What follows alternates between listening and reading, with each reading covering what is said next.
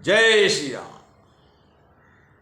जब कीन्ही तेहि पाखंड भय प्रगट जंतु प्रचंड बेताल भूत पिशाच कर धरे धनु नाराज। रावण ने जब फिर से माया फैला दी तो उसने अपने पाखंड से जब माया रची तब भयंकर जीव प्रकट हो गए। उसकी माया से बहुत भयंकर जीव प्रकट हो गए। बेताल भूत और पिशाच हाथों में धनुष बाण लिए प्रकट हुए। जोगिनी गहे करबाल एक हाथ मनुज कपाल करी सद्य सोनित पान नाचहि करहि बहुगान।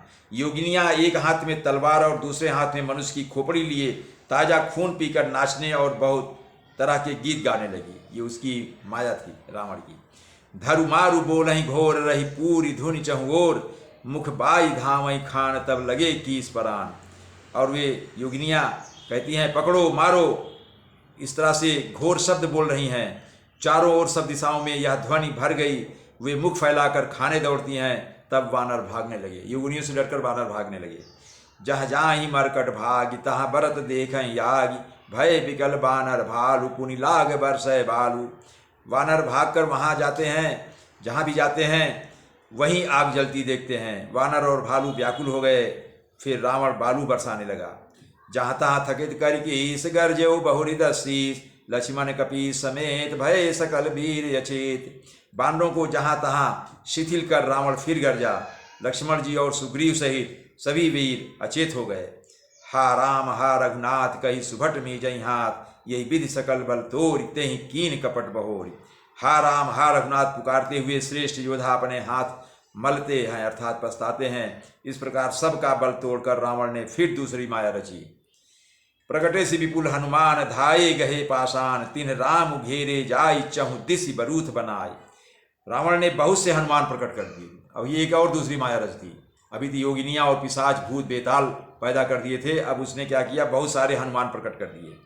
और जो पत्थर लिए दौड़े उन्होंने चारों ओर दल बनाकर श्री रामचंद्र जी को जा घेरा। मारौ धरौ जन जाय कट कटहि पूंछ उठाय दह दिस लंगूर विराजते ही मध्य कौशल राज। वे पूंछ उठाकर कटकटाते हुए पुकारने लगे, मारो पकड़ो जाने ना पावे। उनके लंगूर दसों दिशाओं में शोभा दे रहे हैं और उनके बीच में कौशल राज श्री राम जी विद्यमान हैं। तेहि मध्य कौशल राज सुंदर श्याम तन शोभालही जनु इंद्रधनुष अनेक की बर बारी तुंग तमालही। प्रभु देखी हरस विषाद उर सुर बदत जय जय जय करी रघुवीर ये कहीं तीर कोप निमेष महु माया हरि। उनके बीच में अर्थात हनुमान, तमाम हनुमान जी माया से रच दिया रावण ने। और उनके बीच में कौशल राज सुंदर श्याम शरीर ऐसी शोभा पा रहे हैं मानो ऊंचे तमाल वृक्ष के लिए अनेक इंद्रधनुषों की श्रेष्ठ घेरा बनाई गई हो। प्रभु को देखकर देवता हर्ष और विषाद युक्त हृदय से जय जय जय ऐसा बोलने लगे। तब श्री रघुवीर ने क्रोध करके एक ही बाण से निमेष मात्र में, लव मात्र समय में रावण की सारी माया हर ली। लव कहते हैं पलक के झपकने का 1/4 समय, उसको लव बोलते हैं। बहुत छोटा समय, अनुमान नहीं जा सकता है। पलक आपने झपका, उसके झपने में जितना टाइम लगा या पलक को खोला उसका 1/4 भाग को एक लव का समय बताया जाता है। माया विगत कपि भालु हर से बिटप गिरी गई गही सिर फिरे सर निकर छाड़े राम रावण बाहु सिर पुनि मही गिरे। श्री राम रावण समर चरित अनेक कल्प जो गावहीं सतशेष सारद निगम कवि तेउ तदपि पार न पावहीं। भगवान राम ने जब उसकी माया दूर कर दी तो माया दूर हो जाने पर वानर भालू हर्षित हुए और वृक्ष तथा पर्वत ले लेकर सब लौट पड़े।